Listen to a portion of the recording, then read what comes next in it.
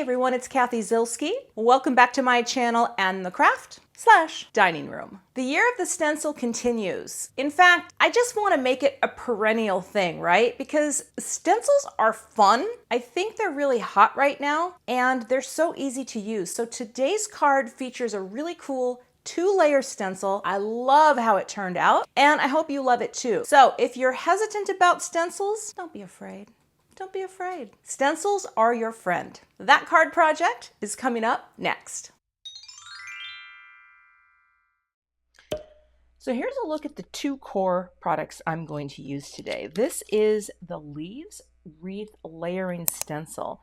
Kind of into layering stencils right now. And this Happy Birthday die, because I make a lot of cards, but the one I need the most is Happy Birthday. And I thought this would fit in here really nicely for a fall, you know, if you have a fall birthday, or really you can make any color of leaves that you like. And I'm probably going to use my smaller blending brushes, but I wanted to show you this cool holder that I recently got from Make It by Marco. I love their holders. They're laser printed, and this one is called the Cake Layer, I think. Long story short, it will hold 20 brushes. So if you have a complete set, it holds my complete set of Simon Says Stamp blender brushes, and I love it. The one thing I need to find is I've seen people add little Lazy Susans to the bottom, so I need to get on that because I think that would be fun to have. And the other thing I've got today, I'm going to choose some inks. Now sometimes when I don't know what I'm doing, I bring out the tray of distress inks. This is a tray organizer from OrganizeMore, and I have one of those IKEA Alex units, and I can stack a couple in a drawer. And if you've never seen my craft room tour, I'll pop a link up here in the right. It's a dining room. Anyway, I'm gonna pick some colors here that, you know, like I'll probably do a orange. I'll probably do a mustard seed. You know, I don't really I'll probably do a candied apple. You know, just typical fall colors.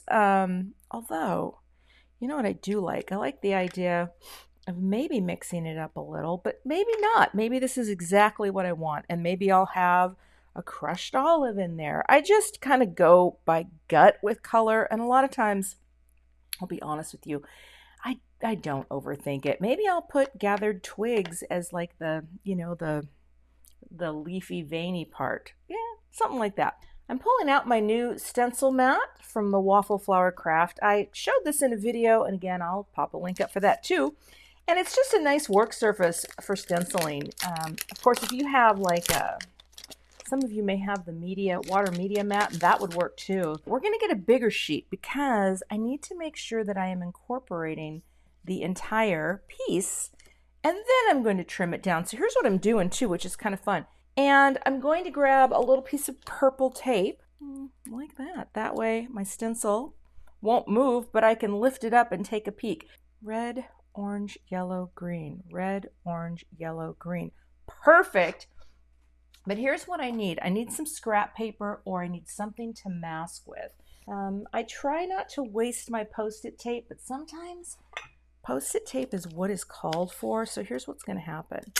I just want to mask one leaf off at a time. And I'm not sure, are those berries? I think they are berries. Those can totally be red, right? And here's what we're going to do.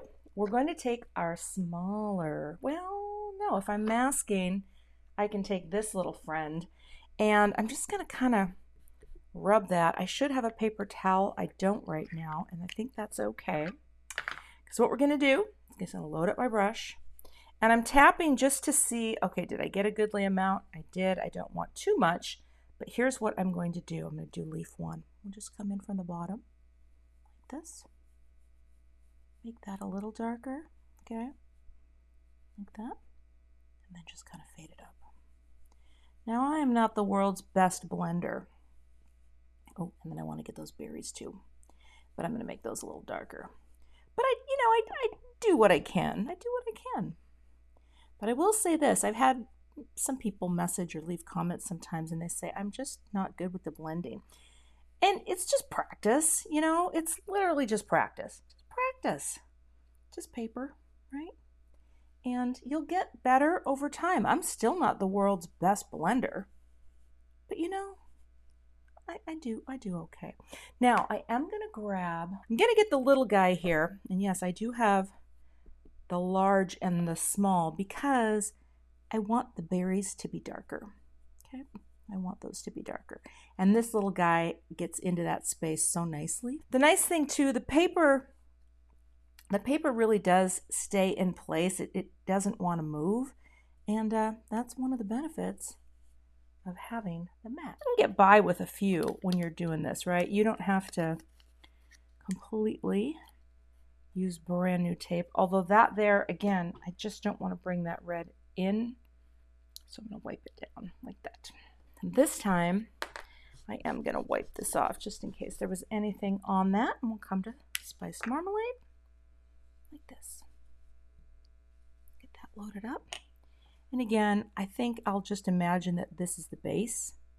Make it a little darker there, and then a little lighter as we go. Like that. All right, I haven't ink blended with my Distress in a while. I don't know if my hand is really as light as I thought it was. Just blend. Yeah, maybe the small ones are the good ones for this. They just allow you to, you know, get in those nice places that are small. Darker at the bottom, lighter at the top. Hold those down. Berries. Nice, very easy to do the berries, okay? And I don't even think, I'll just put my finger there so I don't get crazy. We'll just, oh, I think I need a little ink up. Like that. It's a little berry. I think this is a pretty green. So I think we'll just come in here and see how this looks, but I love crushed olive.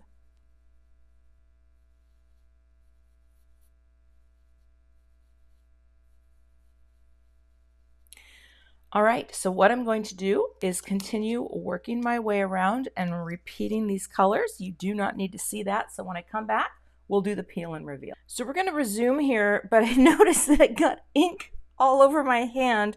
Press down on that leaf. I think it's gonna be okay though. I'm gonna tell you a story. And the story goes like this. Once upon a time, it was only paper. So I still have an idea. Let's do our peel and reveal. Ah! And actually, I don't even know what I did there and how I got it stripy, but you know what?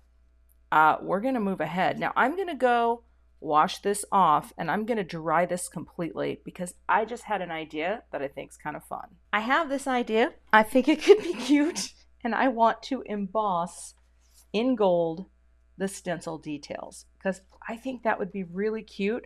But first, I'm gonna take my little heat it tool and just really facilitate the drying. One of the things that's kind of nice about this heat it tool, it's for stuff like this to just really make sure that what you are doing is dry. Just get it lined up, then I have this in the right position too. Yep, that's going to be great. But before I start, I'm actually going to just run my embossing magic over this because I am going to be putting powder on this. Press you into the corner. And I'm going to tape this as well because I don't want it to shift and move off the paper.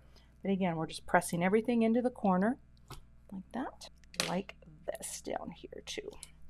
Now, here's the fun part. Let me grab, I'm going to take this foam off because all I want to do is I just want to push my embossing through. And when I get to different colors, I'm going to switch, but I'm not going to, I'm just going to put my ink on here to pick it up so that I don't muck up my pad, or at least that I don't really try. In fact, for the first one, you really can use your pad. So I'm just going to ink that in here really well to get embossing ink on there. And then I'll ink up this pad so I can pick it up from here. And all I'm going to do is just press through the stencil like that. And it's not really picking up color. Actually, that's kind of cool. Maybe it won't. Let's push, really push through on that. It's not picking it up at all. So you know what? Maybe because the ink's dry, but I am twisting and pressing quite firmly through, okay? But look at that. I guess it's not coming up. Well, who knew? I'm just surprised, that's all. Okay. Let's just go for it. Let's go for it. I still can't believe that's totally clean, so who knew? I'm going to use the Antique Gold Ultra Fine from Simon Says Stamp. This is my favorite gold powder. And let's hope it works. You never know. It's a moment of truth. Okay. I'm just going to let it sit. And, oh, look at that. It totally worked.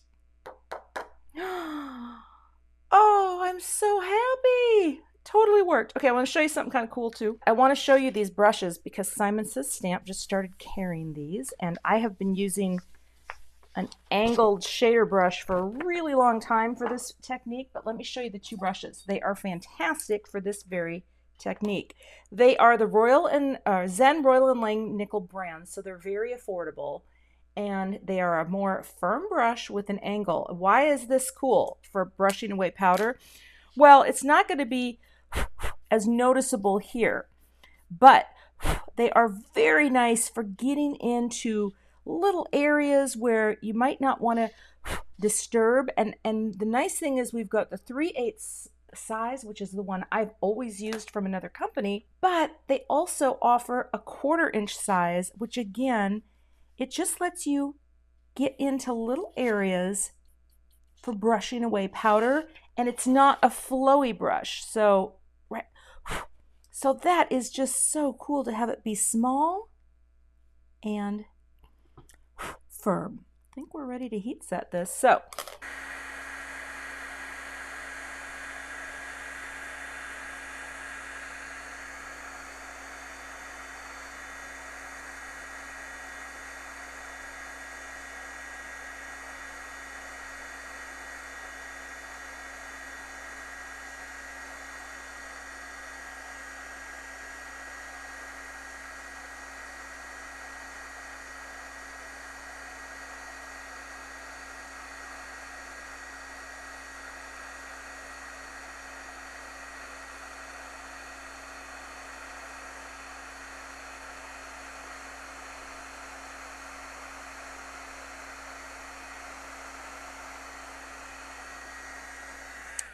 oh, for cute.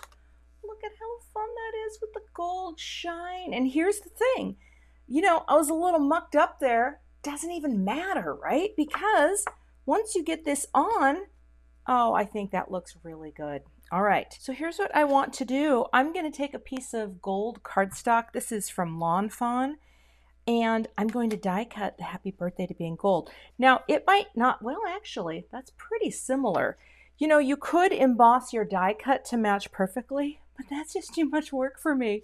So I'll go ahead and cut this out and cut a few more out of some white cardstock to build up a little dimension. But look at this, won't that be cool? Like somehow, I'm not exactly sure how I'm gonna cut this down yet, but what I'm going to do is glue these together to have a little bit of dimension so that at least this will pop up and off the panel. So let me go grab my spray glue so I can glue those together. This is the spray glue that I like to use, so I'm gonna go ahead and get my little box that I keep off camera, add some layers of adhesive so that I can glue these together. I'm getting better at it, but definitely takes me a little time to I like to wiggle the top first, like the first few letters. Actually, look at me.